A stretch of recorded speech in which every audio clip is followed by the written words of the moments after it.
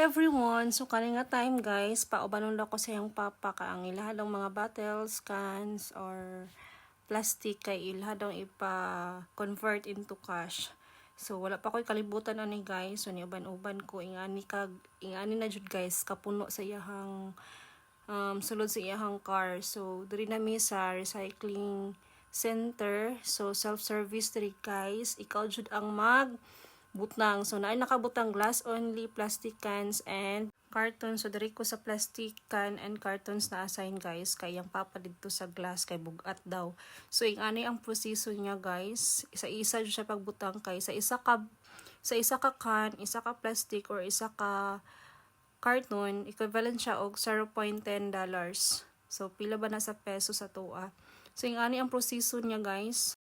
So, yung ani yahang proseso guys, isa-isa gyud siya pagbutang, dili gyud siya tagduha. Kay dili siya mo sulod kung tagduha mo balik siya.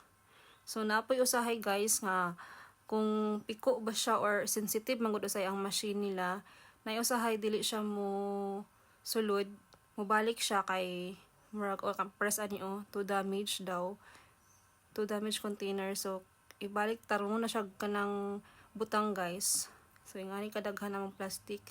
So, plastic, bottle, cans, and cartons. Mga, nahuman na mi ani guys, mga 350 ka bottle, cans, cartons. So, naamit $35.90 I think. 35 point something nga na guys. So, mauna ni akong ako kay 27.90 ang ako sa bottle, cans, and cartons. So, mauna ni guys. Kani guys, ipa-convert na naman sa Walworths ba yung convenience store. So, that's it lang guys. Bye-bye. Thank you for watching.